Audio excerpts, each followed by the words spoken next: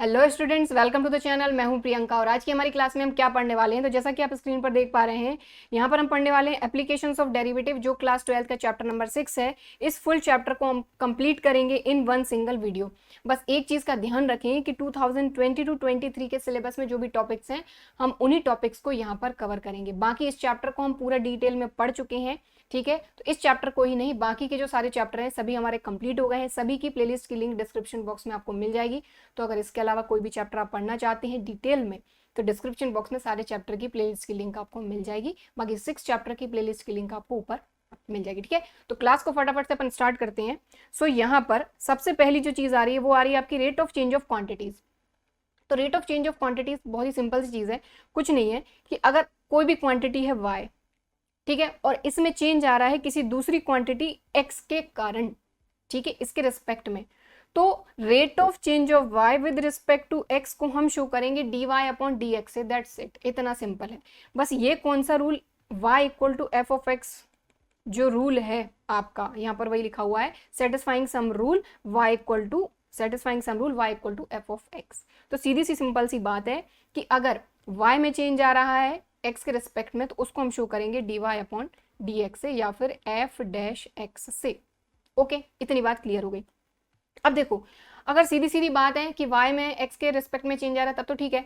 अगर इसके अलावा बात करी जाए कि मान लो कि x में चेंज आ रहा है कोई दूसरे वेरिएबल t के कारण और y में भी t के कारण चेंज आ रहा है, और अगर आपको dy अपॉन dx फाइंड करना है तो कैसे करेंगे भाई? पैरामेट्रिक फॉर्म पढ़ा था, बस वैसे ही थोड़ा बहुत कॉन्सेप्ट है कि अगर यहाँ पर y इक्वल टू आपको g ऑफ t दिया हुआ है, x equal to f of t दिया हुआ है, तो कुछ मत करो, y को डिफरेंशिएट कर दो t के रिस्पेक्ट में, x को डिफरेंशिएट कर दो t के रिस्पेक्ट में, और dy upon dt upon dx upon dt equal to हो जाएगा dy upon dx। That's it, ठीक है। समझ में आया तो बहुत अच्छी बात है, और अगर नहीं आया तो एग्जाम्पल करेंगे, बेटर समझ में आएगा। तो एग्जाम्पल पे चलते हैं अपन सीधे। पहला एग्जाम्पल बहुत ही सिंपल, क्या बोला जा रहा है, बस वर्ड टू वर्ड समझते चलिए, कहीं पर भी कोई भी दिक्कत नहीं होगी। Find the rate of change of area of a circle पर second with respect to its radius. तो यहां पर हमको बोला गया है कि सर्कल के एरिया का रेट ऑफ चेंज फाइंड करना है with respect to its radius, यानी एरिया का रेट ऑफ चेंज फाइंड करना है उसकी रेडियस के रिस्पेक्ट में, यानी D A upon D R आपको फाइंड करना है। ठीक, चलो कर लेते हैं। तो भाई सर्कल का जो एरिया होता है, एक मिनट, एरिया ऑफ सर्कल जिसको हम ए से शो कर देते हैं, ये होता है आपका पाई आर स्क्वायर, राइट, ठीक है। अब हमको पता करना है D A upon D R, area में change with respect to its radius. तो ये हो जाएगा, देखो पाई कांस्टेंट है, आर स्क्वायर का हो जाएगा 2 पाई आर। अब हमको ये बोला गया है कि ठीक है भाई, आपका यहाँ पर रेडियस के रिस्पेक्ट में तो करना है, लेकिन when R equal to 5 centimetre, तो आर की जगह पे 5 रख दो। दैट्स इट, बात खत्म। तो D A upon D R, यानी एरिया में चेंज रेडियस के रिस्पेक्ट में व्हेन आर इक्वल टू 5, तो यहाँ 2 as it is, pi as it is, R की जगह पे 5 रख दो, तो ये आ गया 10 पाई, खत्म। ओके, और इसमें यूनिट लगाना नहीं भूलना है। देखो एरिया है तो सेंटीमीटर स्क्वायर पर सेकंड। आगे बढ़े, चलो सेकंड एग्जाम्पल, क्या बोला जा रहा है, the volume of a cube is increasing at the rate of 9 cubic centimetre पर सेकंड। देखो वॉल्यूम का जो रेट ऑफ चेंज है वो गिवन है, volume of a cube is increasing, increase हो रहा है at the rate of 9 cubic centimetre पर सेकंड। हर सेकंड चेंज हो रहा है, मतलब टाइम के रिस्पेक्ट में, मतलब dv अपॉन dt क्या है, 9 सेंटीमीटर क्यूब पर सेकंड, ये गिवन है। अच्छा चलो, how fast is the surface area increasing when the length of an edge is 10 centimetre, यानी एज की लेंथ 10 सेंटीमीटर हो, उस कंडीशन में सरफेस एरिया का रेट ऑफ चेंज क्या होगा। तो सबसे पहली चीज भाई कि हमको क्यूब का जो वॉल्यूम है वो पता होना चाहिए और सरफेस एरिया पता होना चाहिए। तो वॉल्यूम क्या होता है अपना, साइड का क्यूब, और सरफेस एरिया क्या होता है अपना 6 इंटू साइड का स्क्वायर, यानी एक्स स्क्वायर, सॉरी, ठीक है। तो सबसे पहले सरफेस एरिया का रेट ऑफ चेंज फाइंड करना है, तो करते हैं। तो यहाँ पर सरफेस एरिया क्या हो जाता है अपना 6x स्क्वायर, और टाइम के रिस्पेक्ट में करना है, ध्यान दीजिए। तो अपन सरफेस एरिया को s ले लेते हैं, तो ds upon dt equal to 6x², 6 2 जार 12x। लेकिन हम यहाँ पर डिफरेंशिएट कर रहे हैं t के रिस्पेक्ट में, इसलिए x का डेरिवेटिव हो जाएगा dx अपॉन dt। लेकिन आप एक चीज़ का ध्यान दें कि ds अपॉन dt उसी कंडीशन में आपको मिल पाएगा जब dx अपॉन dt मिले। अब dx अपॉन dt कहाँ से लाएं? तो dx अपॉन dt कहाँ से लाएंगे? उसके लिए ऑब्वियसली जो क्वेश्चन में गिवन होता है वहीं से लाएंगे। तो अपने को वॉल्यूम के रेट ऑफ चेंज, मतलब वॉल्यूम का रेट ऑफ चेंज दिया हुआ है, यहीं से फाइंड कर सकते हैं। इसको दे दो इक्वेशन नंबर 1। अब वॉल्यूम पे चलते हैं अपन। तो वॉल्यूम क्या है अपना? x क्यूब, और x जो है ये साइड है किसकी? आपके क्यूब की, ठीक है। तो इसको रेट ऑफ चेंज फाइंड करते हैं। तो dv अपॉन dt ये हो जाएगा आपका 3x², t के रेस्पेक्ट में हो रहा है तो ये हो जाएगा dx अपॉन dt। अब देखो dv अपॉन dt तो अपने पास है ना, तो इसकी वैल्यू रख देते हैं अपन। तो ये अपना रख दिया 9, ये हो गया 3x², ये dx upon dt, right. 3 3 jar 9, तो ये dx अपॉन dt जो है ये आपका आ जाएगा 3 अपॉन x²। तो देखो यही तो चाहिए था। तो dx अपॉन dt जो है ये dx अपॉन dt ये आप यहाँ पर रख दो, इसको दे देना इक्वेशन नंबर 1, ठीक। चलो तो यहाँ पर चलते हैं। फ्रॉम इक्वेशन 1 क्या था अपना? ds upon dt equal to 12x पहले से था, dx अपॉन dt की वैल्यू क्या आ गई अपनी? 3 अपॉन x²। x से x गया, ये हो जाएगा ds अपॉन dt, ये हो जाएगा 36 अपॉन x। तो सरफेस एरिया के रेट ऑफ चेंज को तो हमने यहाँ पर फाइंड कर लिया, लेकिन यहाँ पर एक चीज और बोली गई थी, एज इज 10 सेंटीमीटर। जब इसकी एज जो है वो 10 सेंटीमीटर रहे। अब एज अपन x लेकर चले थे तो x की जगह पे 10 रख दो, दैट्स इट। तो यहाँ पर ds upon dt when x equal to 10, तो ये 36 अपॉन 10, मतलब कि ये आ जाएगा। इसको थोड़ा सा अपन बड़ा कर देते हैं। तो ds अपॉन dt ये आ जाएगा 3.6, और सरफेस एरिया है मतलब स्क्वायर यूनिट लगेगी तो सेंटीमीटर है क्या यहाँ पे? बिल्कुल। तो ये हो जाएगा सेंटीमीटर स्क्वायर पर सेकंड। तो 3.6 सेंटीमीटर स्क्वायर पर सेकंड। तो यहाँ पर rate of change of quantity के 2 एग्जाम्पल कर लिए, टॉपिक को समझ लिया, काम खत्म। अब बढ़ेंगे अपन आगे।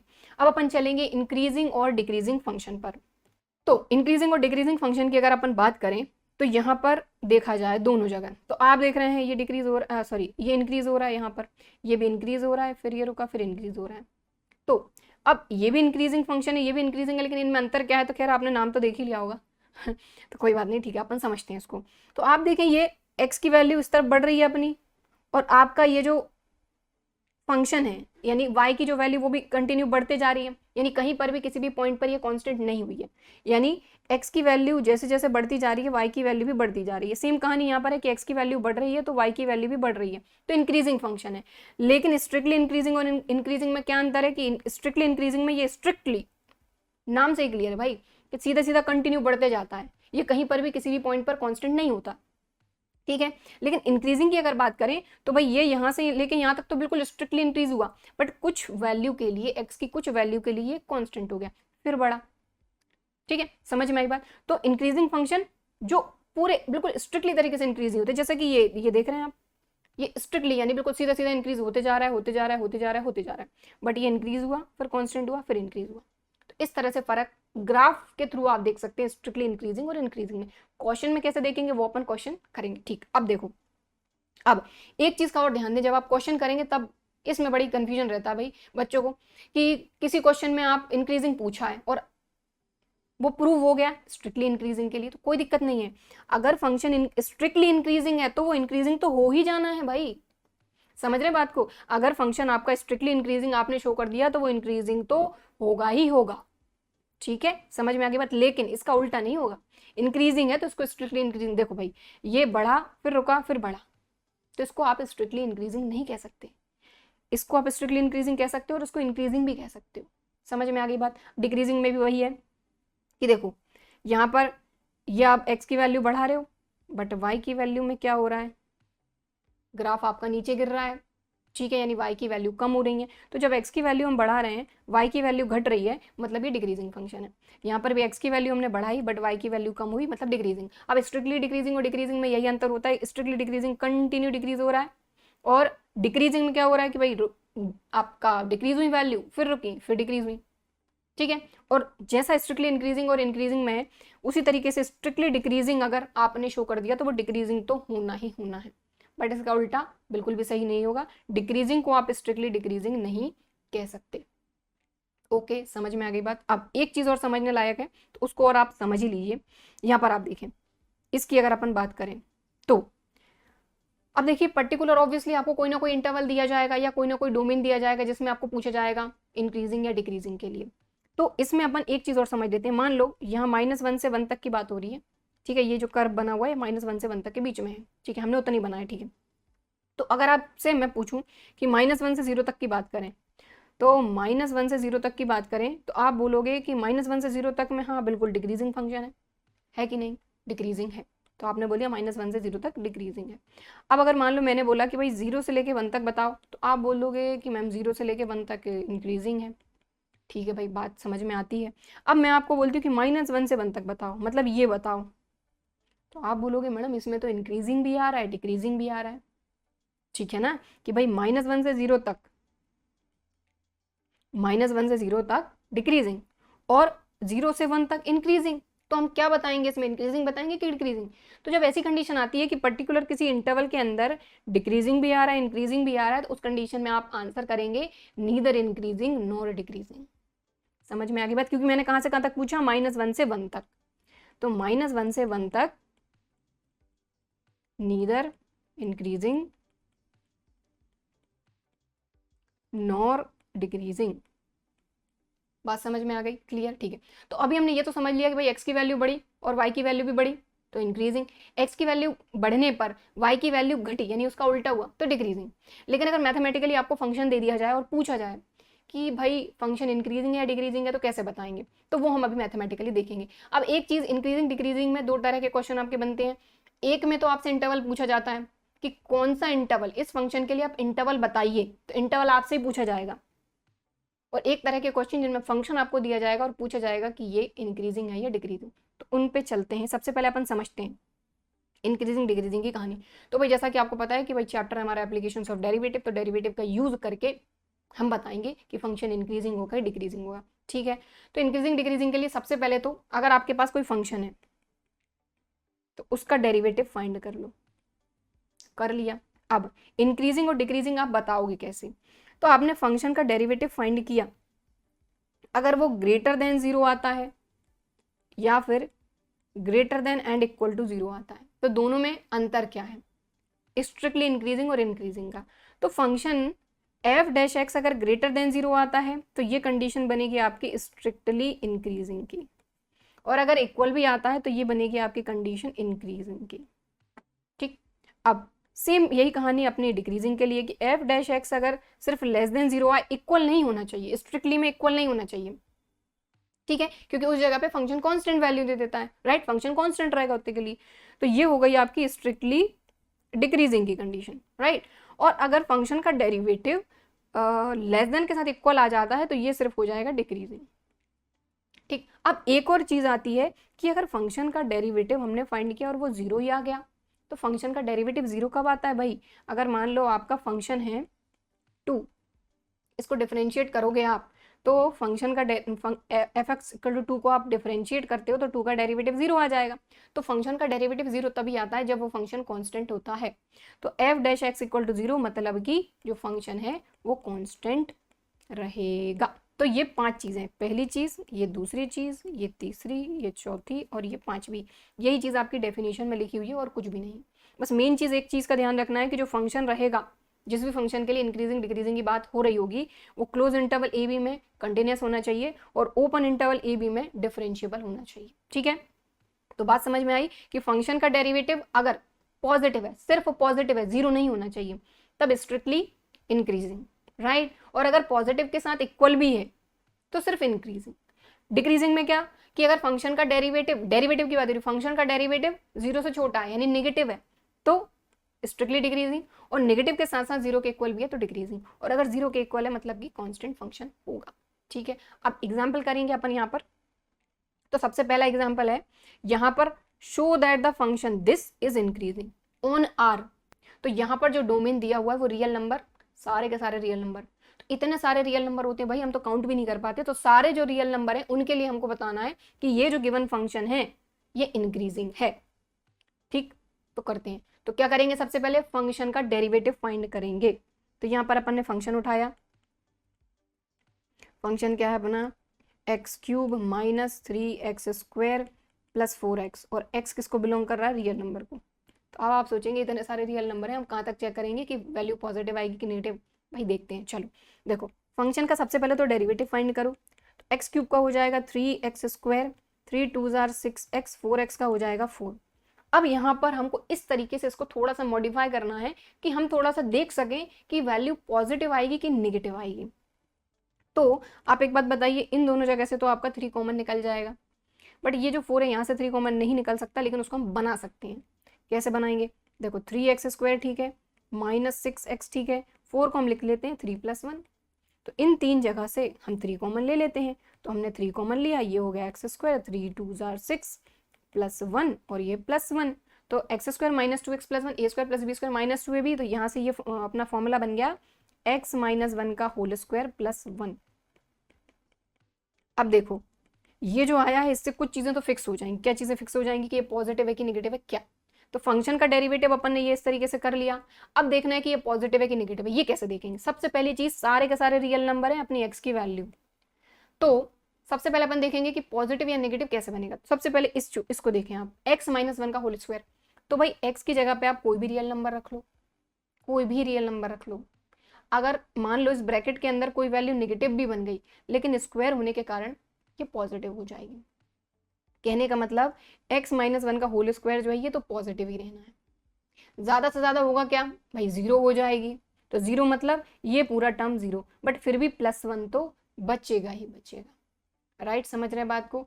तो कहने का क्या मतलब हुआ कि ये +1 तो बचेगा ही बचेगा, मतलब कि ये 0 से बड़ी वैल्यू है, तो विच इज ग्रेटर देन 0। तो यहाँ अपन लिख देंगे कि f' जो है ये ग्रेटर देन 0 है। अब यहाँ पर फिर से वही कहानी है कि भाई फंक्शन का डेरिवेटिव अगर ग्रेटर देन 0 है, मतलब यहाँ तो स्ट्रिक्टली इंक्रीजिंग फंक्शन है। तो इसीलिए तो समझाया था कि फंक्शन का डेरिवेटिव अगर ग्रेटर देन 0 है मतलब स्ट्रिक्टली इंक्रीजिंग है, और अगर फंक्शन स्ट्रिक्टली इंक्रीजिंग है तो उसको हम इंक्रीजिंग कह सकते हैं। तो ये फंक्शन जो आप इंक्रीजिंग पूछा है तो भाई इंक्रीजिंग का आंसर दे दो। तो स्ट्रिक्टली इंक्रीजिंग फंक्शन इंक्रीजिंग भी होता है। तो लिखेंगे सो फंक्शन इज इंक्रीजिंग। सिर्फ इतना ही पूछा था, उतना ही आंसर दिया, इंक्रीजिंग इन या x बिलोंग्स टू r। चलो ठीक है, समझ में आ गई बात। चलो एक एग्जांपल और कर लेंगे, सारी चीजें क्लियर हो जाएंगी। देखो फंक्शन है अपना cos x, ठीक है। पहला क्वेश्चन है अपन से इसमें ए डिक्रीजिंग इन दिस इंटरवल। तो अलग अलग इंटरवल पे अलग अलग हमको बताना है, increasing decreasing, neither increasing not decreasing. सबसे पहला काम इंक्रीजिंग डिक्रीजिंग के लिए फंक्शन का डेरिवेटिव फाइंड करना है। तो सबसे पहले f of x equal to क्या है अपना cos x। तो सबसे पहले इसका डेरिवेटिव फाइंड कर लो, f' इक्वल टू ये हो जाएगा माइनस का साइन x। अब ये तो अपन ने देख लिया माइनस साइन x है, ऑब्वियसली नेगेटिव है, बट जो इंटरवल दिया जाएगा क्वेश्चन में उसी के हिसाब से देखना पड़ेगा कि ये इस इंटरवल में पॉजिटिव है कि नेगेटिव है, उसी हिसाब से इंक्रीजिंग डिक्रीजिंग का काम चलेगा। सबसे पहली बात अपन एक ही करते हैं, एक ही बात करते हैं। यहाँ पर क्या बोल रहे हैं, ये डिक्रीजिंग इन, मैं decreasing in 0 to π, open interval है, 0 भी इंक्लूड नहीं है, पाई भी इंक्लूड नहीं है। तो सबसे पहले अपने को क्या देखना होगा, देखो ये माइनस साइन तो अपने फंक्शन के डेरिवेटिव के साथ है, फंक्शन के डेरिवेटिव में माइनस है। अब ये जो साइन है ना, इसकी वैल्यू अपने को देखना है 0 से लेके π तक। तो भाई आप इस तरीके से क्वाड्रेंट का अगर काम अपने को पूरा पता है तो यहाँ पर कोई दिक्कत नहीं होने वाली। फर्स्ट क्वाड्रेंट में ऑल पॉजिटिव, सेकंड क्वाड्रेंट में अगर बात करी जाए तो साइन पॉजिटिव, और 0 to π की अगर बात करें तो 0 से लेके π तक साइन हमेशा पॉजिटिव रहेगा। ठीक है, तो यहाँ पर अपन लिख देंगे कि डिक्रीजिंग इन, तो यहाँ लिखेंगे, एक minute, in the interval 0 to π sine x is greater than 0, ये पॉजिटिव ही रहेगा साइन x। ठीक है, फर्स्ट क्वाड्रेंट में भी साइन पॉजिटिव रहेगा, सेकंड में तो साइन पॉजिटिव रहता ही है, और 0 to π वहीं आ रहा है, और 0 और π इंक्लूड इसमें नहीं है। ठीक है, तो मतलब ये क्या हो जाएगा आपका, सबसे पहले अपन लिख लेते हैं। तो देखो यहाँ पर f' की बात करते हैं, तो माइनस साइन अपना है, देखो ये माइनस साइन अपन एज इट इज लगा दिया। अब इस इंटरवल में अपन साइन को देख रहे हैं, अपन ने देखा कि साइन पॉजिटिव है तो साइन एज इट इज आ जाएगा positive, which is less than 0, मतलब decreasing, function is decreasing in the interval 0 to पाई। ए का काम खत्म। अब बी की बात करते हैं, तो बी में बोला है इंक्रीजिंग, इंक्रीजिंग है ना, right, pi to 2 pi, increasing in pi to 2 pi. तो देखो यहाँ पर चेंज क्यों आ गया है, सिर्फ अलग अलग इंटरवल है, अदरवाइज अगर एक ही होता और पर्टिकुलर कोई एक इंटरवल दिया होता तो सीधा सीधा अपन आंसर कर देते, बट यहाँ पर अलग अलग इंटरवल पे अपने से उसी सेम फंक्शन के लिए पूछा है।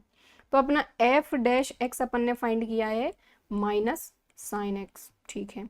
अब अपने को मेन देखना है पाई टू 2 पाई, तो भाई आप क्वाड्रेंट बनाओ, फर्स्ट क्वाड्रेंट में ऑल पॉजिटिव, सेकंड में साइन पॉजिटिव, थर्ड में टेन पॉजिटिव और इसमें कॉस पॉजिटिव। तो अपन थर्ड और फोर्थ की बात करें, यहीं आएगा आपका पाई टू 2 पाई, जहां पर साइन अपना नेगेटिव रहेगा। साइन को क्यों देख रहे हैं, क्योंकि यहाँ पर साइन है, ठीक है, तो साइन एक्स यहाँ पर आपका नेगेटिव रहेगा। सो यहाँ पर लिखेंगे in the interval pi to 2 pi, जो आपका साइन एक्स है इज लेस देन 0, यानी नेगेटिव है, तो इस 0 से छोटा है मतलब नेगेटिव है, मतलब इसकी नेगेटिव वैल्यू अपन लेकर चलेंगे। तो यहाँ पर हो जाएगा एफ डैश एक्स, देखो ये माइनस तो अपना पहले से ही है, ये वाला माइनस।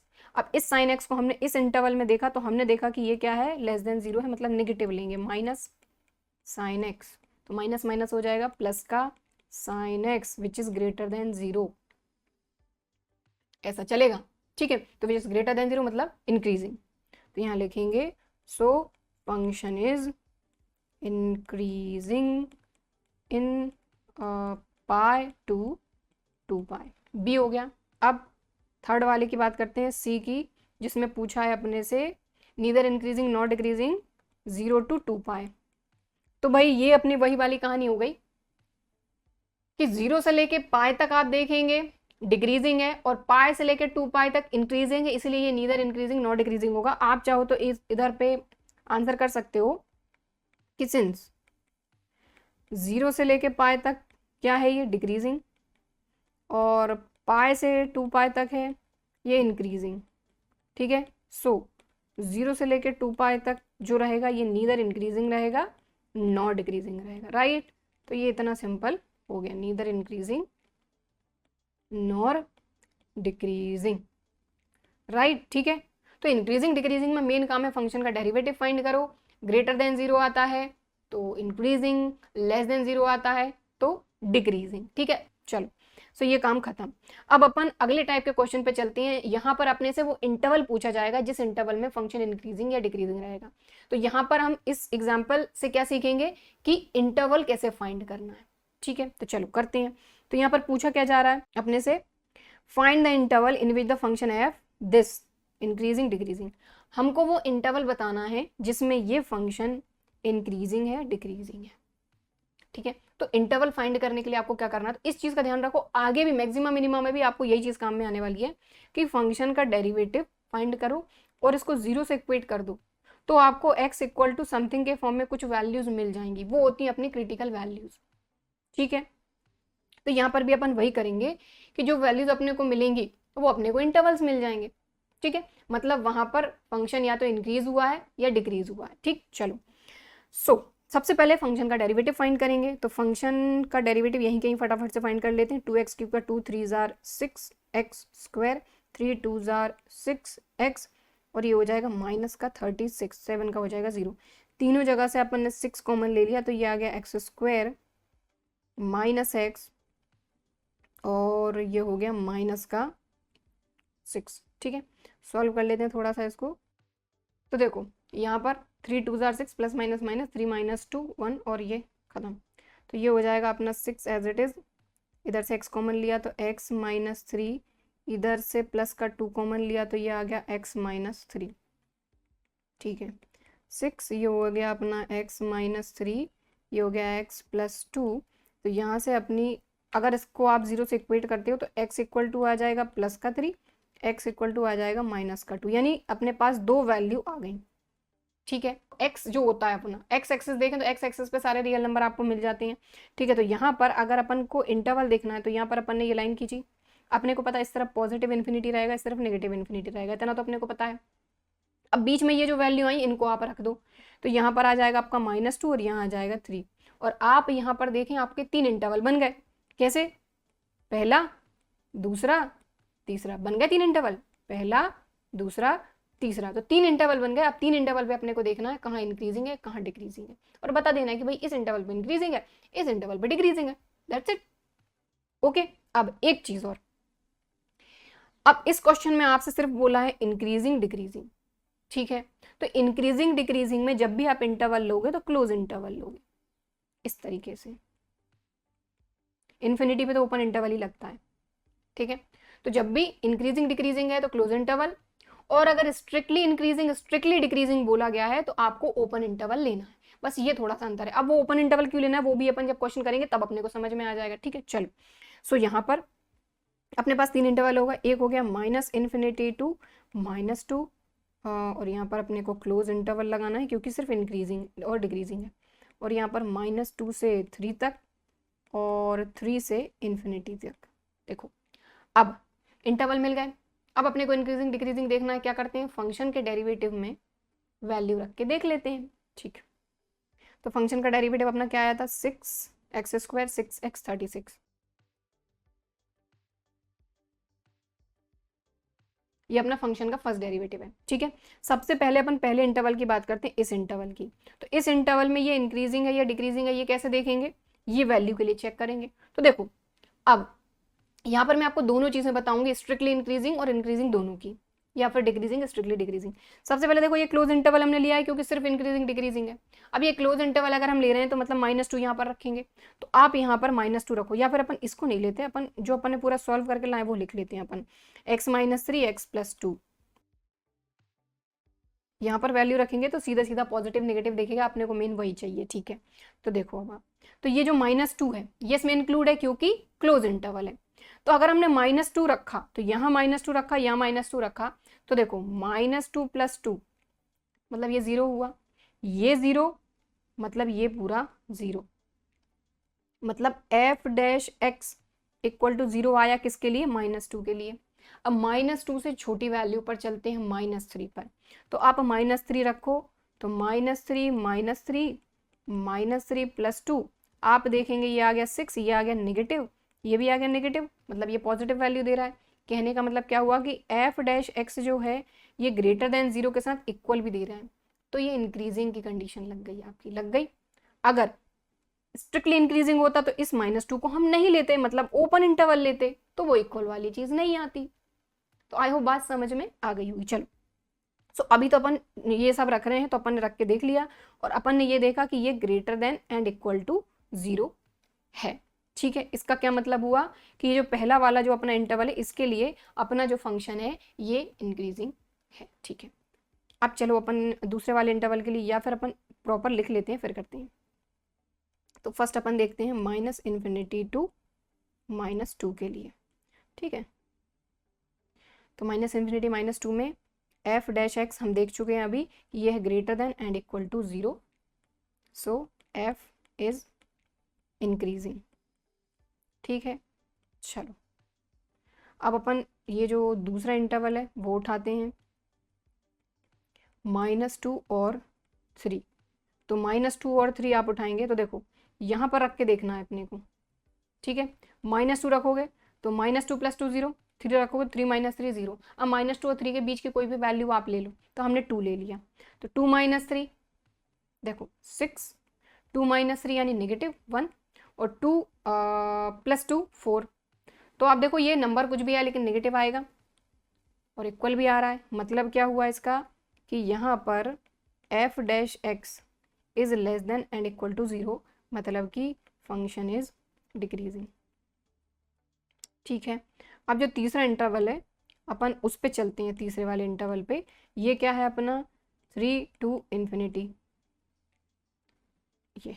ठीक, तो 3 टू इन्फिनिटी की बात करते हैं तो एफ डैश एक्स की बात करते हैं, तो सबसे पहले फंक्शन का डेरिवेटिव देखो यही है, यहीं पर अपन वैल्यू रख के देख रहे हैं। कौन सी वैल्यू? ये इंटरवल की वैल्यू। ठीक, तो 3 रखोगे तो 3 माइनस 3 0 यानी पूरा 0। 3 से बड़ी वैल्यू ले लो आप, बिल्कुल पास वाली 4 ले लेते हैं। देखो यहाँ 4 रखा, 4 माइनस 3 1, यहाँ 4 रखा, 4 प्लस 2 6, मतलब पॉजिटिव वैल्यू आ रही है और इक्वल आ रही है, यानी greater than and equal to 0। So function is increasing. तो आप देखेंगे इंक्रीजिंग के लिए जो इंटरवल आया है वो ये आया है और ये आया है, मतलब इन दोनों का यूनियन, और डिक्रीजिंग के लिए ये आया है। तो बस सीधा सीधा आंसर, खैर दूसरा टॉपिक आ गया, अपन यही लिख देते हैं थोड़ा छोटा करके, या फिर आपको पता तो चल ही गया। देखो ये इंक्रीजिंग के लिए है, ये इंक्रीजिंग के लिए, और ये डिक्रीजिंग के लिए। दैट्स इट, बात खत्म। चलिए चलो अगले टॉपिक पे चलते हैं अपन सीधा, मैक्सिमा एंड मिनिमा। तो मैक्सिमा और मिनिमा की अगर बात करी जाए तो ये टॉपिक भी बहुत अच्छा है और इसमें बच्चे कंफ्यूज भी बहुत ज़्यादा रहते हैं, लेकिन कुछ चीज़ों को पकड़ के चलिए तो चीज़ें आसान रहेंगी। तो सबसे पहले आप मैक्सिमा और मिनिमा का मतलब समझिए, ठीक है, और उस पर क्वेश्चन किस तरीके के पूछे जाते हैं वो चीज़ पकड़ लीजिए, तो कहीं पर भी कोई भी दिक्कत नहीं होगी। चलो सबसे पहले अपन समझते हैं कि मैक्सिमा और मिनिमा एक्चुअल में होता क्या। देखो ये अपना आपको क्लियर दिख रहा है, ग्राफ तो बने हुआ है, ठीक है। तो इसमें देखें ये कर्व बना हुआ है, इस कर्व में सबसे बड़ी वैल्यू ऑब्वियसली यही होगी, फंक्शन की सबसे बड़ी वैल्यू यही इसी पॉइंट पर होगी। तो इस पॉइंट पर अगर देखा जाए तो इस पॉइंट पर, जिस पॉइंट पर फंक्शन की सबसे ज्यादा वैल्यू होगी उस पॉइंट को हम कहते हैं पॉइंट ऑफ मैक्सिमा। तो यहाँ पर हमने वही लिखा कि जो सी है ये है आपका पॉइंट ऑफ मैक्सिमा, क्योंकि इस पॉइंट पर फंक्शन की सबसे ज्यादा वैल्यू है और इस फंक्शन की वैल्यू को हम कहते हैं मैक्सिमम वैल्यू, ठीक है। जिस पॉइंट पर फंक्शन की सबसे ज्यादा वैल्यू, उस पॉइंट पर फंक्शन की वैल्यू को हम कहते हैं मैक्सिमम वैल्यू। अब ये जो स्टेटमेंट लिखा हुआ है इससे आप क्या समझे, तो चलो समझते हैं। तो देखें आप, ये पॉइंट जो है सी पर सबसे ज्यादा वैल्यू है, और बाकी ये जो वैल्यू ऑब्वियसली आपको पता है कि यहाँ पर देखा जाए यहाँ से लेके यहाँ तक अगर आप देखें तो इसको छोड़ के बाकी की जो x की वैल्यू है उन सभी पर फंक्शन की वैल्यू कम ही रहेगी। तो वही लिखा है कि c पर जो फंक्शन की वैल्यू है वो सबसे ज्यादा है x की बाकी जो वैल्यू है उनके कंपैरिजन में, ठीक है। वही मिनिमम वैल्यू के लिए है कि ये कर्व आप देख रहे हैं, यहाँ पर इस पॉइंट पर फंक्शन की सबसे वैल्यू कम है, ठीक है, इसलिए इस पॉइंट को कहेंगे पॉइंट ऑफ मिनिमम, और इस पॉइंट पर फंक्शन की वैल्यू को कहेंगे मिनिमम वैल्यू। सेम वही कहानी है कि इस पॉइंट पर फंक्शन की जो वैल्यू है, सी पॉइंट पर फंक्शन की वैल्यू सबसे कम है एक्स की बाकी की वैल्यू के कंपैरिजन में, ठीक है। तो आपको ग्राफ से समझ में आ गया कि मिनिमम वैल्यू मैक्सिमम वैल्यू क्या होती है, ठीक है।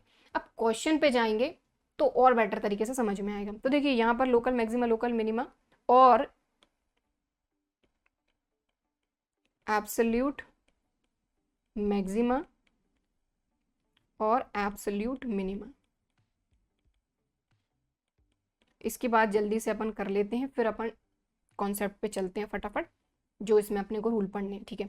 तो देखिए यहाँ पर आप देख रहे हैं इस तरीके से ये बना हुआ है। तो अगर यहाँ पर मैं आपसे पूछूं कि कहाँ मैक्सिमम वैल्यू है, कहाँ पर मिनिमम वैल्यू फंक्शन की, आप बोलेंगे ये जो एस पॉइंट है यहाँ पर मैक्सिमम वैल्यू है, ये बी पॉइंट पर मिनिमम वैल्यू, बिल्कुल सही। लेकिन इसको मिनिमम या मैक्सिमम वैल्यू नहीं बोलेंगे, इसको बोलेंगे absolute maximum value, absolute minimum value, क्योंकि हम पूरे की बात कर रहे हैं, यहाँ से लेके यहाँ तक की पूरे की बात कर रहे हैं। ये जो जितनी भी आपकी x की वैल्यू, इन सभी में अगर देखा जाए तो यहाँ पर b पॉइंट पर मिनिमम है और s पॉइंट पर मैक्सिमम है, जिसको हम एब्सोल्यूट मैक्सिमम और एब्सोल्यूट मिनिमम वैल्यू बोलेंगे। अब बात आती है लोकल मैक्सिमा लोकल मिनिमा की। तो यहाँ पर आप देखें, यहाँ पर भी आपको एक मैक्सिमम वैल्यू मिल रही है, यहाँ पर भी एक मैक्सिमम वैल्यू मिल रही है, यहाँ पर मिनिमम, यहाँ पर मिनिमम। तो आप बोलेंगे इस तरह तो एक फंक्शन में कई सारी मैक्सिमम और कई सारी मिनिमम वैल्यू हो सकती है, बिल्कुल हो सकती हैं, लेकिन उन मैक्सिमम और मिनिमम वैल्यू को हम कहते हैं local minimum value, local maximum value. ऐसा क्यों? क्योंकि आप ए पॉइंट को देखें तो यहाँ पर अगर देखा जाए ये जो ए पॉइंट है, इस पॉइंट की अगर बात करी जाए तो ये अपने सिर्फ और सिर्फ बिल्कुल इतने आसपास के एरिया की बात करें, ये एरिया जो है इतने आसपास के एरिया की बात करें, यानी नेबरहुड।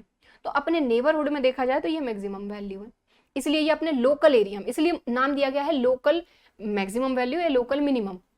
समझ रहे हैं बात को? तो ये जो है ये अपने नेबरहुड में मैक्सिमम वैल्यू है, ये अपने नेबरहुड में मिनिमम वैल्यू है, ये अपने नेबरहुड में मिनिमम वैल्यू है। तो अब नेबरहुड को हम शो कैसे करते हैं? तो लेट सपोज कि मान लो अगर ये पॉइंट अपना सी है, ये पॉइंट सी है, अपन सपोज कर रहे हैं कि ये पॉइंट कोई सी है जिस पर मैक्सिमम वैल्यू है, लेकिन उसके नेबरहुड की बात करें तो नेबरहुड मतलब उससे थोड़ा सा कम या उससे थोड़ा सा ज्यादा। तो अब थोड़ा सा कम कैसे करें? तो भाई उसके लिए हम क्या करते हैं, बहुत छोटी वैल्यू ले लेते हैं। तो हमने यहाँ पर एच ले ली जो बहुत छोटी वैल्यू है, जीरो की तरफ टेंड कर रही है, बट ये पॉजिटिव है, ठीक है। तो हम क्या करते हैं, इस सी में से उस छोटी वैल्यू को माइनस कर देंगे तो उससे थोड़ा पहले का मिल जाएगा, और उसमें थोड़ा सा ऐड कर देंगे, थोड़ा बाद का मिल जाएगा। तो बस वहीं से आपकी एक्स की वैल्यू जो है वो बिलोंग करेंगी, वो होता है नेबरहुड। तो उसी डोमेन में आपका यहाँ पर मैक्सिमम वैल्यू रहेगी।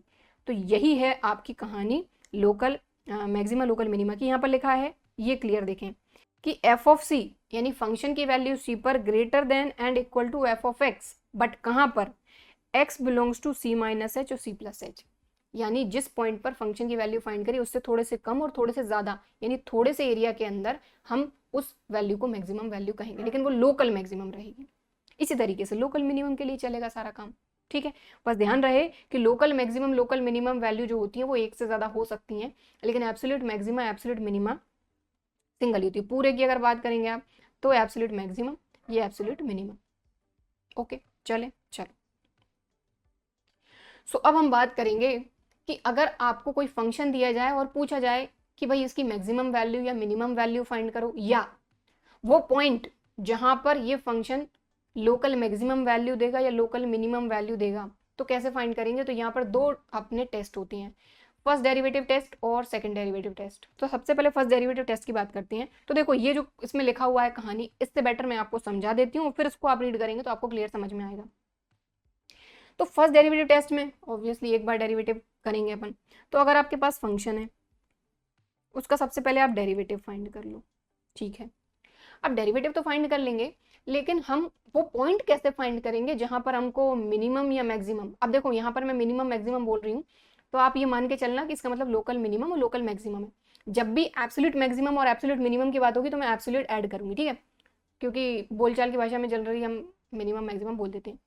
तो लोकल मैक्सिमम और लोकल मिनिमम की बात करें तो हम कैसे फाइंड करेंगे, वो पॉइंट तो चाहिए पहले, जब पॉइंट मिलेगा तभी तो वैल्यू फाइंड करेंगे। तो पॉइंट फाइंड करने के लिए एक काम करते हैं हम, क्या करेंगे, देखो मान लो इस तरीके से आपका ये कर्व बने होते हैं, ठीक है। तो ये पॉइंट है मैक्सिमम का, ये है मिनिमम का, यहाँ पर है मैक्सिमम का। तो इस तरीके से आप देख रहे हैं ये तीन पॉइंट आपको दिख रहे हैं। तो ये पॉइंट मिल जाए अगर हमको तो हमारा काम बन जाए। तो ये पॉइंट मिलेंगे कैसे, तो आप यहाँ पर एक टेंजेंट ड्रॉ करिए, ये टेंजेंट हमने ड्रॉ करी, और यहाँ पर वाई एक्सेस, और आप टेंजेंट देख रहे हैं बिल्कुल सीधी टेंजेंट है, और अगर कोई टेंजेंट सीधी है तो उसका स्लोप क्या हो जाएगा, जीरो होगा ना। तो स्लोप ऑफ टेंजेंट की बात करें, ठीक है, तो इस कंडीशन में जीरो रहेगा, और स्लोप ऑफ टेंजेंट ही जो होता है वो होता है आपका dy upon D X equal to zero, यानी F dash X equal to zero.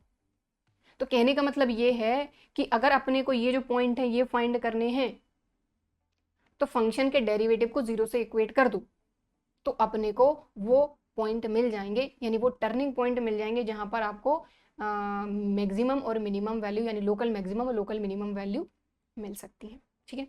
तो फर्स्ट डेरिवेटिव टेस्ट में भी यही चीज काम आएगी, सेकंड में भी ये चीज काम आएगी कि फंक्शन के डेरिवेटिव को जीरो से इक्वेट करने पे हमको वो पॉइंट मिलते हैं, ठीक। तो यहाँ पर फंक्शन के डेरिवेटिव को जीरो से इक्वेट कर दो जिससे हमको वो पॉइंट मिल जाएंगे। यहाँ पर हमने सी लिख लिया है, एक भी हो सकता है, दो भी हो सकते हैं, कई पॉइंट हो सकते हैं, ठीक है, वो पॉइंट मिल गया।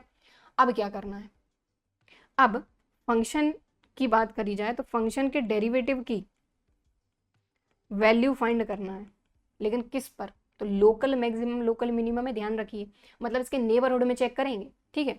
तो सी का नेबरहुड क्या है, सी माइनस एच और सी प्लस एच, सी से थोड़ा कम सी से थोड़ा ज्यादा, इस पे चेक करेंगे तो हमने सी माइनस एच पे करेंगे और सी प्लस एच पे। अब सी माइनस एच को बोलते हैं लेफ्ट टू सी और सी प्लस एच को बोलते हैं राइट टू सी, समझ में आ गई बात।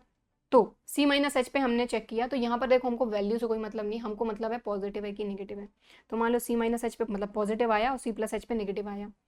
तो इस कंडीशन में देखो अगर फंक्शन का डेरिवेटिव पॉजिटिव टू नेगेटिव जाता है, मतलब इस कंडीशन में आपका फंक्शन जो है ये लोकल मैक्सिमम वैल्यू देगा उस पॉइंट पर, मतलब वो जो पॉइंट रहेगा, जो भी पॉइंट रहेगा वो रहेगा local point of local maxima, ठीक।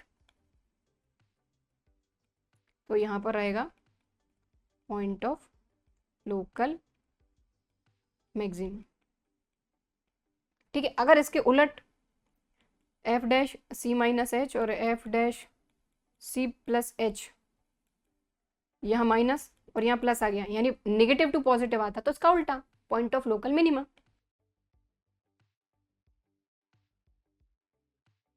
ठीक, तो यही इसमें मेन कहानी है कि सबसे पहले फंक्शन का डेरिवेटिव को जीरो से इक्वेट करके पॉइंट फाइंड कर लो, पॉइंट फाइंड करने के बाद उसके नेबरहुड में चेक करो। तो सी माइनस एच और सी प्लस एच पे अपन ने फाइंड करा, तो पॉजिटिव टू नेगेटिव आया अगर तो पॉइंट ऑफ लोकल मैक्सिमा, और नेगेटिव टू पॉजिटिव आया तो पॉइंट ऑफ लोकल मिनिमा।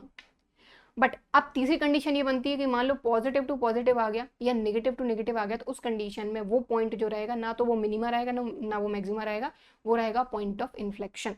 ठीक है, तो यही जो कहानी अपन ने समझी है, यही कहानी यहाँ पर लिखी है कि F dash X changes sign positive to negative तब point of local maxima, negative to positive तब point of local minima. If sign does not change, positive to positive ही रहा या नेगेटिव टू नेगेटिव रहा, साइन चेंज ही नहीं हो रहा, तब पॉइंट ऑफ इन्फ्लेक्शन।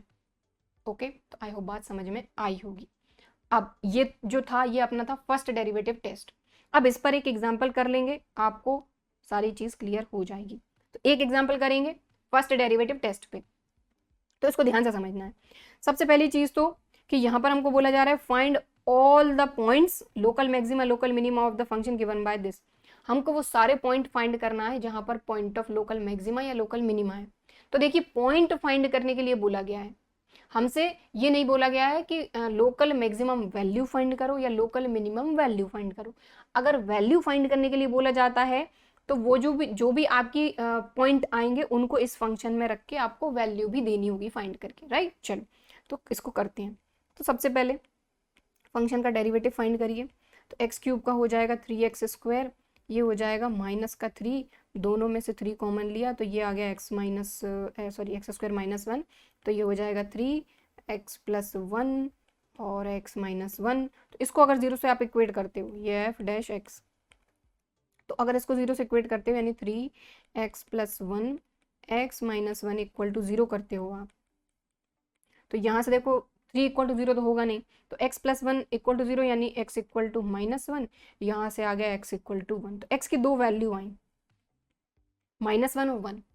अब -1 के लेफ्ट राइट में चेक करेंगे और 1 के भी लेफ्ट राइट में चेक करेंगे, ठीक है। और फिर देखेंगे कि -1 पे क्या है और 1 पे क्या है, लोकल मैक्सिमा है या लोकल मिनिमा है, ठीक। तो सिर्फ ये पॉइंट हमको बताने हैं कि ये पॉइंट कौन सा है, लोकल मैक्सिमा का है मिनिमा का, इसलिए चेक करना पड़ेगा। चलो, सबसे पहले 1 की बात करते हैं। तो एट x = -1, सिर्फ -1 की बात कर रहे हैं। तो सबसे पहले लेफ्ट टू -1। अब -1 के लेफ्ट की कैसे बात करें, तो यहाँ पर छोटा सा आप एक लाइन खींचिए, अपना नंबर लिख लीजिए। अब यहाँ पर लेफ्ट है अपने को पता है और यहाँ पर राइट है, तो -1 के लेफ्ट में कौन सा नंबर होगा, ऑब्वियसली -1 से छोटा नंबर। अब -1 से छोटा, देखो नेगेटिव नंबर में जनरली कंफ्यूज हो जाते हैं हम, तो -1 से छोटा नंबर जो होगा बिल्कुल पास वाला वो रहेगा -1.1, यहाँ पर रहेगा -1.1, और इससे बड़ा नंबर रहेगा -0.9। ओके, चलो, तो लेफ्ट में है -1.1, इस पे फंक्शन के डेरिवेटिव की वैल्यू देखेंगे। तो लेफ्ट टू -1 x = क्या हो जाएगा, -1.1। तो f डैश x क्या है, 3x + 1 x - 1। अब x की जगह पे अपन ये -1.1 रखते हैं, तो देखते हैं क्या आता है। देखो, यहाँ रखेंगे -1.1 तो ये नेगेटिव आएगा, यहाँ रखेंगे -1.1 तो ये भी नेगेटिव आएगा, तो नेगेटिव नेगेटिव क्या हो गया, पॉजिटिव। तो ये पॉजिटिव वैल्यू आएगी, ठीक। अब f डैश x, एक मिनट, सॉरी, लेफ्ट टू हो गया। अब राइट की बात करेंगे, राइट टू -1 के राइट में क्या है, -0.9। अब f डैश और यहाँ 0.9 ही अपन लिख लेते हैं और यहाँ पे -1.1।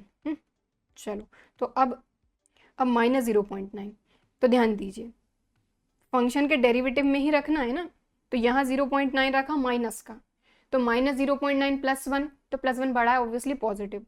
यहाँ पर अपन ने रखा -0.9 -1 यानी नेगेटिव, तो पॉजिटिव नेगेटिव नेगेटिव, तो ये आएगा अपना माइनस। तो आप देख रहे हैं यहाँ पर कि फंक्शन का जो डेरिवेटिव है ये लेफ्ट से राइट में पॉजिटिव टू नेगेटिव आ रहा है, और पॉजिटिव टू नेगेटिव मतलब यहाँ पर क्या होगा, पॉइंट ऑफ मैक्सिमा। जो x इक्वल टू -1 है ये है point of maxima. Since at x equal to -1 f dash x changes sign positive to negative, so x equal to -1 is point of local maxima। तो हमको सिर्फ इतना ही बताना था कि पॉइंट ऑफ लोकल मैक्सिमा या मिनिमा है। तो अभी हमने सिर्फ एक काम किया, सिर्फ -1 के लिए करा, अब 1 के लिए भी करना है। तो 1 के लिए यही कर लेते हैं। चलो सॉल्व। तो एट x इक्वल टू 1, अब 1 के नेबरहुड में चेक करेंगे तो ये 1 है, 1 से बड़ा 1.1 और 1 से छोटा 0.9। अब फंक्शन का डेरिवेटिव उठाते हैं अपन। तो f डैश 0.9, देखो मैं लेफ्ट और राइट लिख नहीं रही हूँ, लेफ्ट में 0.9 राइट में 1.1, तो मैंने 0.9 लिख दिया। अब 0.9 पे फंक्शन का डेरिवेटिव, तो ये फंक्शन का डेरिवेटिव है 0.9, तो 0.9 प्लस 1 पॉजिटिव, 0.9 माइनस 1 नेगेटिव, तो ये माइनस। अब f डैश 1.1 पे चेक कर रहे हैं, तो आप देखें ये फंक्शन का derivative 1.1 plus 1 positive, 1.1 minus 1 positive, तो प्लस, मतलब नेगेटिव टू पॉजिटिव, मतलब पॉइंट ऑफ लोकल मिनिमा रहेगा आपका x इक्वल टू 1। ठीक है, so x equal to 1 is point of local minimum, बस दैट्स इट। तो ये है आपका फर्स्ट डेरिवेटिव टेस्ट।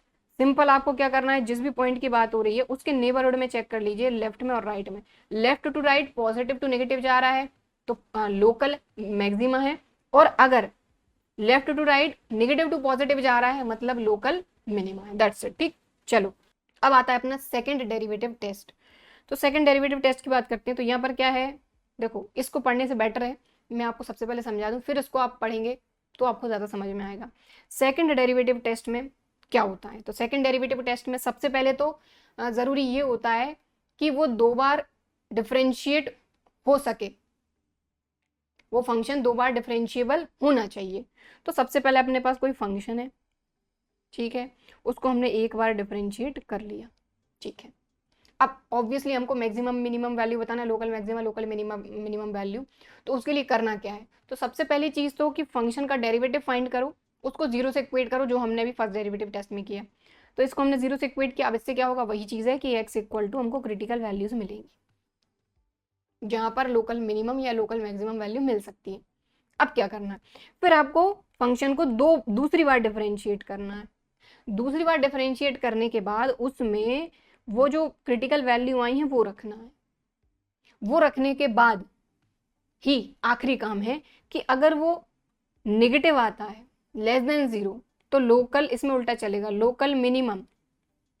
और अगर सेकंड डेरिवेटिव की वैल्यू उस पॉइंट पर ग्रेटर देन 0 आती है तो वहां आएगा लोकल मैक्सिमा। इसमें उल्टा चलेगा, ध्यान दीजिए, 0 से छोटा नेगेटिव तो लोकल मैक्सिमा, और अगर पॉजिटिव तो लोकल मिनिमा। अब एक तीसरी कंडीशन ये भी बन सकती है कि हो सकता है फंक्शन का सेकंड डेरिवेटिव जब आप फाइंड करो तो वो 0 के इक्वल आ जाए, तब आप क्या करेंगे। तो इस कंडीशन में यहाँ पर आपका जो सेकंड डेरिवेटिव टेस्ट होता है वो फेल हो जाता है। अब फेल हो जाएगा तो क्या करेंगे, फेल हो जाएगा तो कुछ नहीं करेंगे, वापस से हम जाएंगे अपने फर्स्ट डेरिवेटिव टेस्ट पे, और जैसे हम करते हैं वैसे ही करेंगे। ठीक है, बात समझ में आई। फंक्शन हमारे पास है, उसको डिफरेंशिएट करते हैं। डिफरेंशिएट करने के बाद, ठीक है, डिफरेंशिएट करने के बाद 0 से इक्वेट करेंगे जिससे हमको वो वैल्यू मिल जाएंगी x की। ठीक है, फिर दूसरी बार डिफरेंशिएट करके उस पॉइंट पर जो वैल्यू मिली उस पॉइंट पर वैल्यू फाइंड करते हैं। वो वैल्यू अगर नेगेटिव है, मैंने यहाँ लिख उल्टा दिया, बोला सही है, एक मिनट, लोकल मैक्सिमा, ये लोकल मिनिमम, क्योंकि सेकंड डेरिवेटिव टेस्ट में थोड़ा सा उल्टा चलता है कि अगर नेगेटिव है तो लोकल मैक्सिमम और ग्रेटर है तो लोकल मिनिमम। ठीक है, और अगर इक्वल टू 0 आ जाता है मतलब टेस्ट फेल हो जाता है, मतलब आपको जो फर्स्ट डेरिवेटिव टेस्ट है उस पर जाना है और उसी से आपको लोकल मैक्सिमम मिनिमा या पॉइंट ऑफ इन्फ्लेक्शन बताना है। तो यही कहानी यहाँ पर लिखी हुई है कि let f be a function defined on interval I and c belongs to I, let f be twice differentiable। सीधी सी बात है कि 2 बार डिफरेंशिएबल होना चाहिए। पहली चीज ये है कि लोकल मैक्सिमा कब रहेगी, if F double dash C is less than 0, तब लोकल मैक्सिमा रहेगी, जब फंक्शन का डेरिवेटिव उस पॉइंट पर 0 से छोटा रहेगा। और अगर एफ डबल डैश सी पॉजिटिव है मतलब लोकल मिनिमा रहेगा, ठीक है। और अगर एफ डबल डैश सी 0 हो जाता है मतलब टेस्ट फेल हो जाता है, in this case we go back to the first derivative test and find whether C is a point of local maxima, local minima और पॉइंट ऑफ इन्फ्लेक्शन। एग्जाम्पल करेंगे, ज्यादा बेटर तरीके से समझ में आएगा। चलो, तो इस पे सेकंड डेरिवेटिव टेस्ट ही लगा रहे हैं क्योंकि ये ही थोड़ा सा बढ़िया पड़ता है, कोई दिक्कत नहीं है। अपन आराम से क्रिटिकल पॉइंट फाइंड कर लो, फंक्शन के सेकंड डेरिवेटिव में वैल्यू रख के देख लो, पॉजिटिव तो मिनिमम वैल्यू, नेगेटिव तो मैक्सिमम। ओके चलो, तो फंक्शन का सबसे पहले हम डेरिवेटिव यहीं कहीं फाइंड कर रहे हैं। 4 3 जार ये हो गया 12 एक्स क्यूब, और 4 3 jar 12 x square, 12 2 jar 24 x, और 12 का हो जाएगा 0। सभी जगह से हम 12 कॉमन ले लेते हैं और एक्स भी कॉमन आ रहा है तो ले लेते हैं, तो यहाँ हो जाएगा x square plus x minus 2, ठीक है। चलो अब इसको थोड़ा सा अपन ब्रेक कर लेते हैं, तो ये एक्स स्क्वायर यहाँ हो जाएगा आपका 2x माइनस एक्स माइनस 2, देखो 2 1 jar 2 plus minus minus 2x minus x plus का x, ठीक है। 12x एज इट इज, यहाँ से अपन ने x कॉमन लिया तो ये आ गया आपका x प्लस 2, यहाँ से -1 कॉमन लिया तो यहाँ आ गया x प्लस 2, ठीक है। तो 12x ये आ गया आपका x प्लस 2 x माइनस 1, और अब इसको 0 से इक्वेट करेंगे तभी तो क्रिटिकल वैल्यू मिलेंगी अपने को, मतलब वो टर्निंग पॉइंट मिलेंगे जहाँ पर मैक्सिमम मिनिमम वैल्यू मिल सकती है। तो 12x इक्वल टू 0 यानी x इक्वल टू 0, यहाँ से आ जाएगा x इक्वल टू -2 और यहाँ से आ जाएगा x इक्वल टू 1। तो x की देखो 3 वैल्यू मिल गई, मतलब वो पॉइंट मिले जहां पर अपने को लोकल मैक्सिमा लोकल मिनिमा मिल सकता है। अब देखो क्वेश्चन को एक बार ध्यान से आप रीड करें, यहाँ पर पूछा क्या है, find local maximum and local minimum values. इस चीज का ध्यान रखें कि आपको वैल्यू भी फाइंड करना है, वो जो मैक्सिमम वैल्यू है, लोकल मैक्सिमम वैल्यू और लोकल मिनिमम वैल्यू, वो भी फाइंड करना है। लेकिन सबसे पहले हमको पता करना है कि इन तीनों पॉइंट में से कौन सा point local minima, I mean point of local minima है, कौन सा पॉइंट लोकल मैक्सिमा है, पॉइंट ऑफ लोकल मैक्सिमा है, सॉरी, ठीक है। तो ये अगर चीज पता चल जाए अपने को तो अपन वो वैल्यू भी फाइंड कर देंगे। तो इसके लिए सेकंड डेरिवेटिव टेस्ट का अपन ऑब्वियसली यहाँ पर यूज कर रहे हैं, अभी अपन ने वही पढ़ा है। तो सबसे पहले अपन सेकंड डेरिवेटिव फाइंड करेंगे, तो ये हो जाएगा अपना, तो सेकंड डेरिवेटिव अपन ने फाइंड कर लिया। अब बारी बारी से अपन क्या करेंगे, ये जो तीनों वैल्यू हैं ये रखेंगे और देखेंगे कौन सा पॉइंट जो है वो पॉइंट ऑफ लोकल मैक्सिमा है और कौन सा पॉइंट है जो पॉइंट ऑफ लोकल मिनिमा है, ठीक। चलो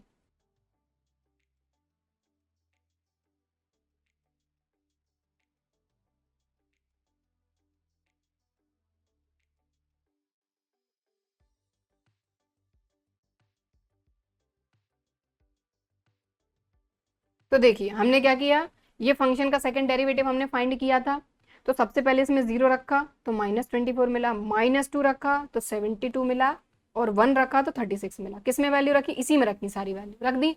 अब देखते हैं कि कहाँ पर पॉइंट ऑफ लोकल मैक्सिमा है, कहाँ पर पॉइंट ऑफ लोकल मिनिमा है। तो आप एक चीज देखें, ये है लेस देन 0, तो सेकंड डेरिवेटिव टेस्ट में उल्टा उल्टा चलता है, लेस देन 0 है मतलब पॉइंट ऑफ लोकल मैक्सिमा मिलेगा यहाँ पर।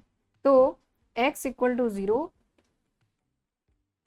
पॉइंट ऑफ लोकल मैक्सिमा, ठीक है। समझ में आ रही बात भाई। 0 पर ये लेस देन 0 आया मतलब x equal to 0 point of local maxima हो गया कि नहीं। अब -2 पे ये आया है विच इज ग्रेटर देन 0, तो x इक्वल टू जो -2 है ये पॉइंट ऑफ लोकल मिनिमा है, point of local minima, right. और यहां पर भी ये ग्रेटर देन 0 है, तो ये x इक्वल टू 1 जो है ये भी पॉइंट ऑफ लोकल मिनिमा है।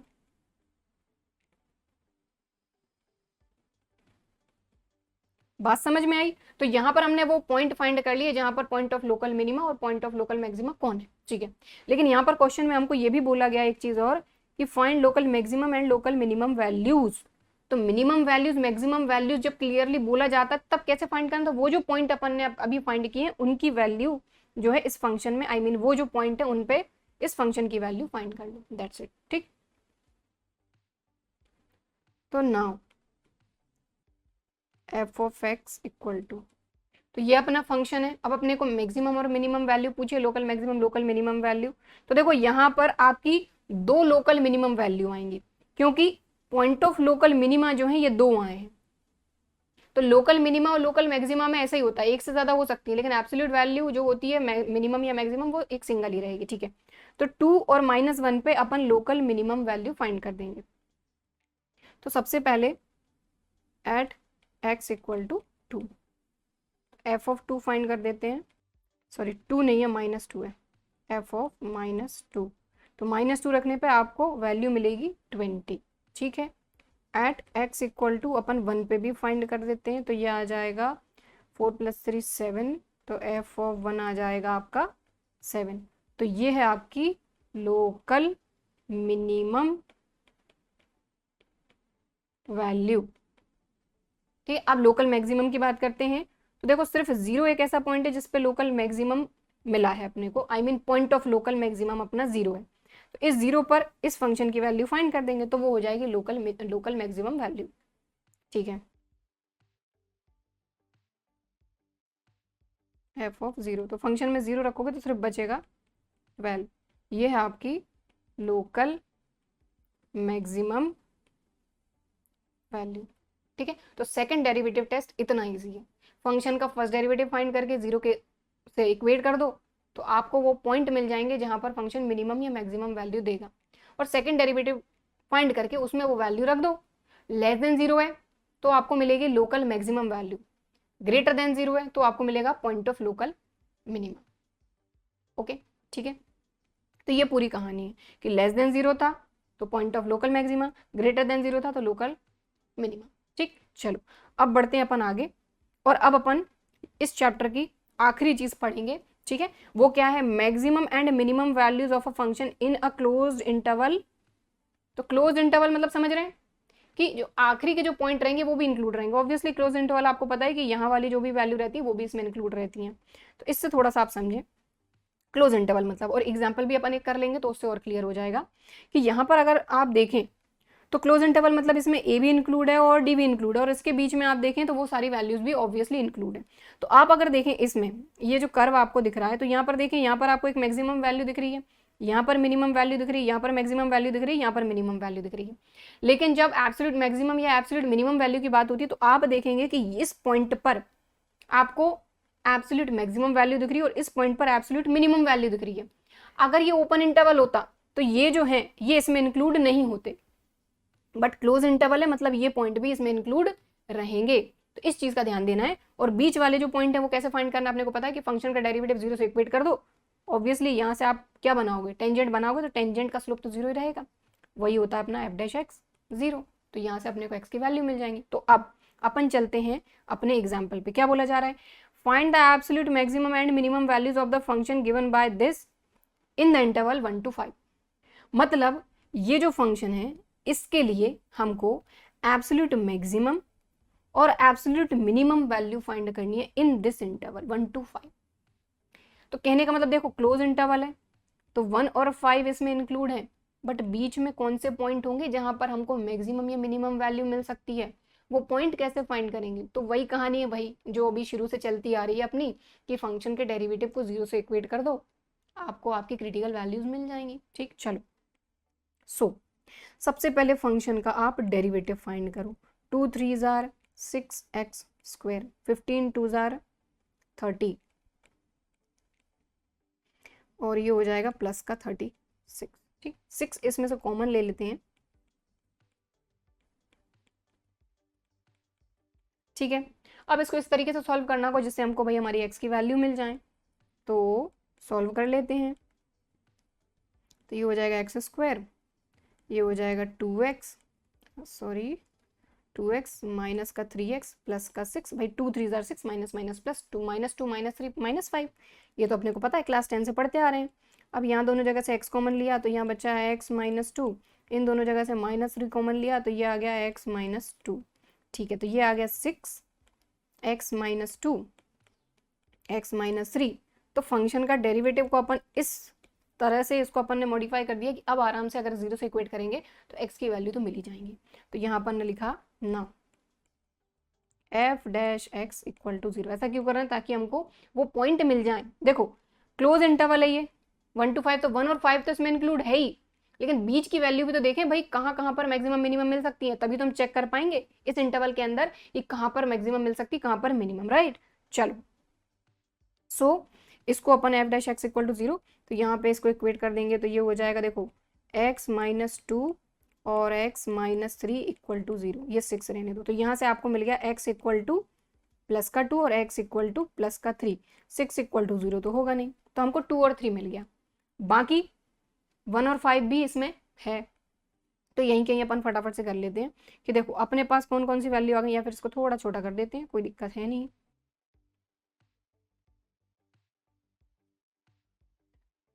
चलो, तो इसको अपन ने थोड़ा सा इसका साइज छोटा कर दिया है।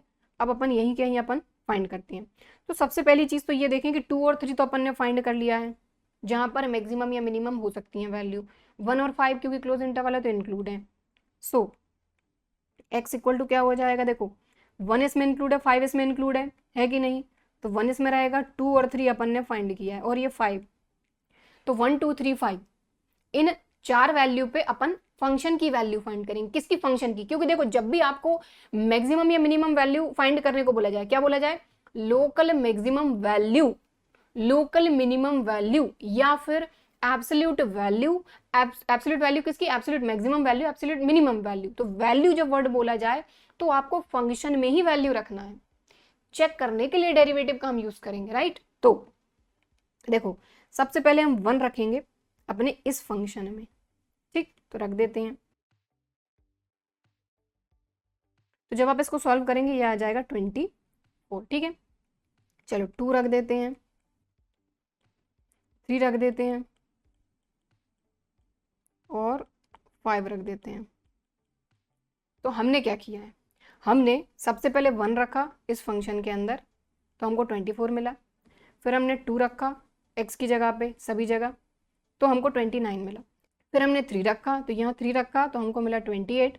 फिर हमने 5 रखा तो 5 रखने पे हमको मिला 56, ठीक है। तो अब यहाँ पर इतना सिंपल काम है, जब भी आपको एब्सोल्यूट मैक्सिमम या एब्सोल्यूट मिनिमम वैल्यू फाइंड करने के लिए बोला जाए, बड़ा सिंपल सा काम है कि ये तो आपको फाइंड करते आ ही गया first derivative test, second derivative test से। दूसरा काम ये है कि ये वैल्यू आपने फाइंड कर ली। अब देख लो कौन सी सबसे बड़ी वैल्यू है, तो आप देख रहे हैं 56 सबसे बड़ी वैल्यू है, और सबसे छोटी वैल्यू कौन सी है? 24। तो बस बात खत्म। ये है आपकी एब्सोल्यूट मिनिमम वैल्यू, मैंने थोड़ा शॉर्टकट में लिखा एब्सोल्यूट मिनिमम वैल्यू, और ये हो गई आपकी एब्सोल्यूट मैक्सिमम वैल्यू। तो इतना सिंपल था ये। तो कभी भी absolute maximum absolute minimum value find करना इतना आसान है, ठीक है। और यहाँ पर आपने 1 और 5 क्यों लिया? क्योंकि 1 और 5 इस क्लोज इंटरवल में थे और इंक्लूड थे। तो 2 और 3 आपने फाइंड करे, ठीक, और 1 और 5 यहाँ से मिल गए, ठीक। चलो अगले एग्जाम्पल पे चलते हैं। तो यहाँ पर क्या फाइंड द एब्सोल्यूट मिनिमम और एब्सोल्यूट मैक्सिमम। चलो ठीक है, तो फंक्शन अपने को दिया है cos square x plus sine x, और ये 0 to पाई, मतलब 0 भी इसमें है, पाई भी है, यानी x = 0 और पाई तो पहले से ही है अपने पास। अब इनके बीच में कौन सी वैल्यू वो अपने को फाइंड करना है। देखो फटाफट से करते हैं। तो f-x फाइंड किया तो cos स्क्वायर का हो जाएगा 2 cos x का हो जाएगा माइनस साइन एक्स। पहले तो cos स्क्वायर का 2 cos x और cos x का हो जाएगा माइनस का साइन एक्स, और साइन एक्स को किया तो ये आएगा cos x, सॉरी। अब दोनों जगह से अपन ने cos x कॉमन लिया तो ये आ गया माइनस का 2 साइन एक्स प्लस का 1, ठीक है। अब फंक्शन का डेरिवेटिव तो कर लिया, लेकिन इसको 0 से इक्वेट करेंगे तभी तो हमको x की वैल्यू मिल पाएंगी।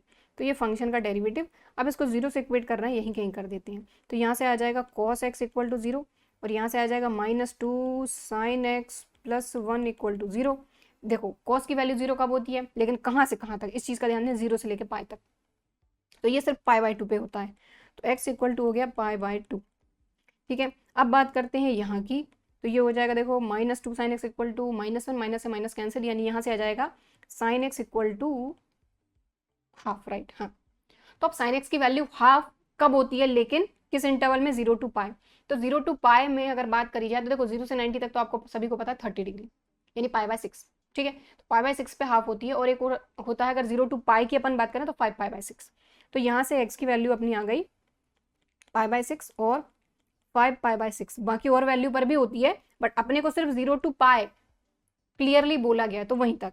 तो यहाँ से x की, ये देखो, ये आपकी 3 वैल्यू ये रही और 2 वैल्यू इसमें से, यानी इन 5 वैल्यू पे आपको फंक्शन की वैल्यू फाइंड करना है, देखना है कौन सी बड़ी है कौन सी छोटी है। ठीक है, चलो फटाफट से करते हैं। तो x की आपकी कौन कौन सी वैल्यू आ गई, आपके पास 0 आ गया, पाई पहले 0 और पाई पहले से था, ठीक है। और इसके बाद कौन सी है, पाई बाय 2 और पाई बाय 6 और 5 पाई बाय 6। ठीक है, अब फंक्शन में ये सारी वैल्यू रखेंगे, फंक्शन के डेरिवेटिव में नहीं, कभी भी वैल्यू फाइंड करनी हो तो फंक्शन में ही वैल्यू रखना है। तो सबसे पहले हमने एफ ऑफ 0 फाइंड करते हैं। सबसे पहले अपन फंक्शन लिख लेते हैं, फंक्शन अपन ने लिखा ही नहीं। एफ ऑफ एक्स क्या है अपना, cos square x sine x. ठीक है, तो सबसे पहले अपन 0 रख रहे हैं, तो कॉस 0 क्या होता है अपना 1, 1 का स्क्वायर 1, साइन 0 0, खत्म। अब पाई रखते हैं, तो कॉस पाई होता है -1, -1 का स्क्वायर 1, साइन पाई 0, तो ये भी हो गया 1। अब पाई बाय 2, एक्स की जगह पे पाई बाय 2, तो कॉस पाई बाय 2 होता है 0, 0 का स्क्वायर 0, और साइन पाई बाय 2 होता है अपना 1। ठीक, चलो अब बढ़ते हैं अपन आगे। अब अपनी 2 वैल्यू रह गई हैं, पाई बाय 6 और 5 पाई बाय 6। तो पाई बाय 6, तो कॉस पाई बाय 6 होता है √3/2, √3/2 का स्क्वायर हो जाएगा 3/4, प्लस साइन पाई बाय 6 होता है हाफ। सॉल्व कर लो इसको, 2 2 जार 4, 2 1 जार 2, ये हो जाएगा 5/4। ठीक, चलो अब एफ ऑफ 5 पाई बाय 6। तो अब अपन बात करते हैं कि x की जगह पे 5 पाई बाय 6, तो cos 5 पाई बाय 6 होता है -√3/2, बट स्क्वायर है तो ये हो जाएगा माइनस माइनस अपना प्लस, 3 √3 का स्क्वायर 3 और 2 2 जार 4, और ये तो अपना हाफ ही होता है, तो ये अपन ने लिख लिया हाफ 4। इसको भी सॉल्व करोगे तो 5/4। अब 5/4 को अगर 1 से कंपेयर करा जाए, क्योंकि देखो यहाँ पर अपनी जो वैल्यू आई है ज़्यादातर 3 तो 1 आई है और 2 ये 5/4 आई है। तो 5/4 की बात करें तो 4 से आप 5 में डिवाइड करोगे तो 1 पॉइंट समथिंग आएगा। कहने का मतलब कि 5/4 बड़ी वैल्यू है और 1 छोटी वैल्यू है। तो यहाँ पर आप क्लियरली लिख दीजिए एब्सोल्यूट मैक्सिमम वैल्यू 5/4 और absolute minimum value 1। That's it. ठीक है, इस तरीके से ये एग्जाम्पल भी हमने कंप्लीट कर लिया, और इसके साथ ही भाई हमारा ये जो चैप्टर है ये कंप्लीट होता है। यहाँ पर हमने क्या क्या पढ़ा, सबसे पहले पढ़ा हमने सबसे पहली चीज rate of change of quantity, यानी एक क्वांटिटी में दूसरी क्वांटिटी के रिस्पेक्ट में चेंज, उस पर 2 एग्जाम्पल किए। उसके बाद हमने पढ़ा इंक्रीजिंग डिक्रीजिंग फंक्शन, ठीक है। और इसके बाद हमने उसमें 2 तरह के हमने क्वेश्चन करे, कौन कौन से करे कि भाई सबसे पहले तो फंक्शन दिया हुआ है, आप बताओ कि इंक्रीजिंग है या डिक्रीजिंग है, वो हमने देख लिया।